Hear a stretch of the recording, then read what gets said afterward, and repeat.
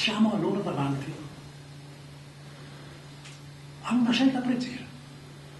C'è un progetto di legge che vorrebbe mettere sullo stesso piano chi ha combattuto per l'indipendenza e per la libertà del paese contro chi invece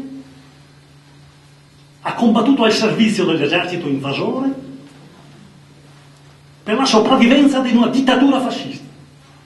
E una delle cose più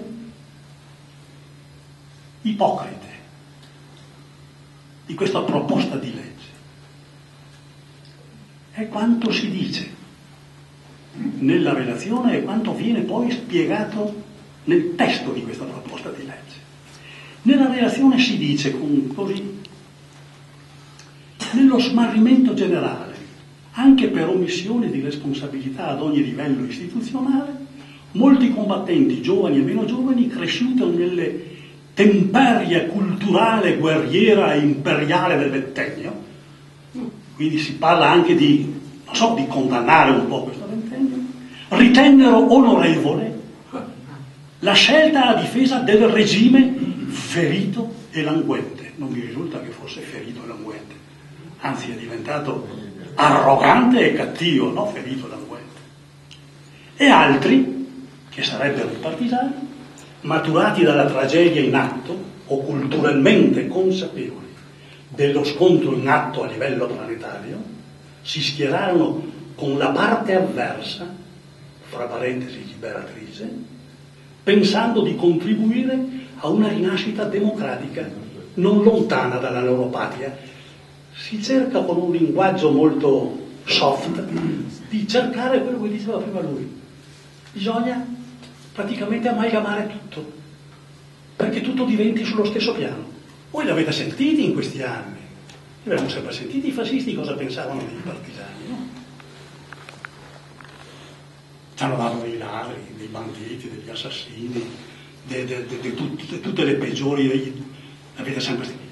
In questa proposta di legge invece c'è la ipocrita rivalutazione del movimento partigiano, perché dicono: l'onorificenza è conferita a coloro che hanno prestato servizio militare per almeno 6 mesi in zona di operazioni, anche a più riprese nelle forze armate italiane durante la guerra 1940-45. Non si vuole fare la differenza delle due guerre. E invalidi, e nelle formazioni armate partigiane o gappiste, li avete sentiti come si sono scagliati contro i partigiani in questi 60 anni? Gappiste, regolarmente inquadrate nelle formazioni dipendenti dal Corpo Volontario della Libertà. È il riconoscimento che i partigiani erano un esercito regolare.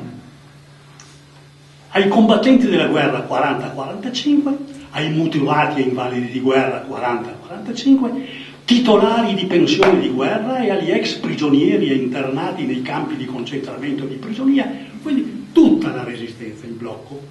Adesso va benissimo per questi signori, a condizione di che cosa? Nonché ai combattenti delle formazioni dell'esercito nazionale repubblicano durante il biennio 43-45. Non hanno la fortuna di veder scritto Giocondo nel fronte di nessun ex partigiano, perché non sono i 200 euro che munificamente la Russia all'anno elargisce a tutti questi che ci possono spostare. Non possiamo mettere in vendita per 200 euro all'anno quello che è stato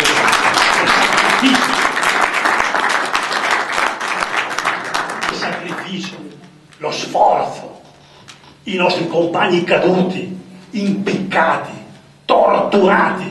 Non possiamo dimenticare queste cose, non possiamo dimenticare cosa è successo nelle sedi dove c'erano la 10ª MAS, la banda Carità, la banda Collotti,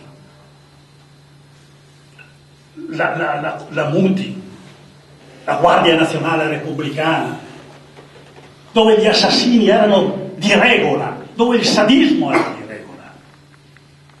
al servizio degli invasori tedeschi. Questo non può essere comperato né da 200 euro, né da 200.000, né da 300.000 milioni di euro.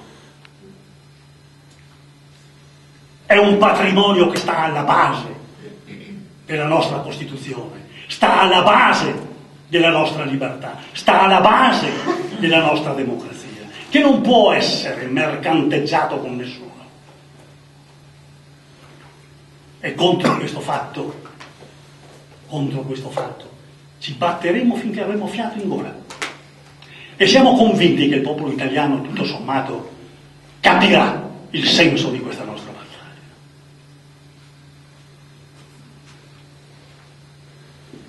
Pare si sia abbandonata finalmente il discorso della pacificazione. Ne fanno un po' cenno ma non parlano più.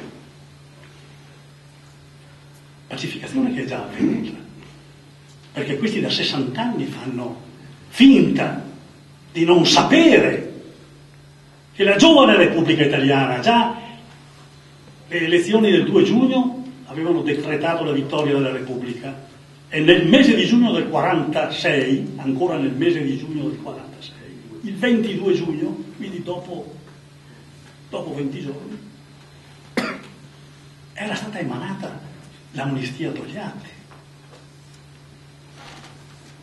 E abbiamo rivisto anche i torturatori messi in libertà. Abbiamo visto i grandi responsabili della Repubblica Sociale Italiana, Almirante stesso e altri, rientrare nel circolo democratico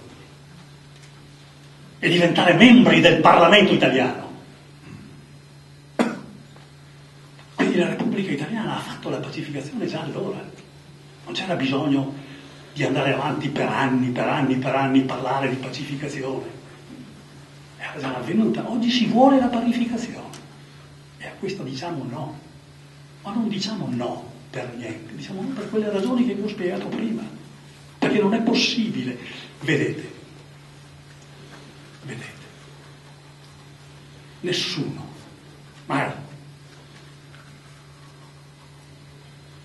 non riconosce e non rispetta il giovane morto nelle forze armate della Repubblica Sociale Italiana. Mai nessun partigiano ha insozzato e lodato i monumenti o le lapidi di questi giovani. Ma non possiamo non ricordare che una cosa è il rispetto per il caduto, ma non possiamo dimenticare che se l'idea per la quale quel caduto è caduto avesse vinto, noi non saremmo in uno Stato democratico. Non c'è la stessa cosa, i caduti non sono purtroppo tutti uguali. La morte non li livella tutti, le cause sono diverse. Gli uni sono morti per la libertà, gli altri sono morti perché volevano non darcela. Non si può mettere sullo stesso piano coloro che hanno sofferto, patito, dato il loro sangue, sono caduti, per dare all'Italia una repubblica democratica, per dare all'Italia una Costituzione democratica, per dare all'Italia un Parlamento, per dare all'Italia giustizia sociale, con coloro che non soltanto hanno abbracciato le teorie del fascismo, ma hanno anche accettato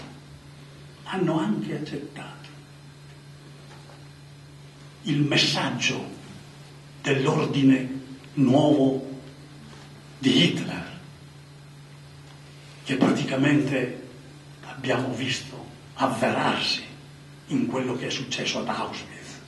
Non possiamo metterli sullo stesso piano queste cose.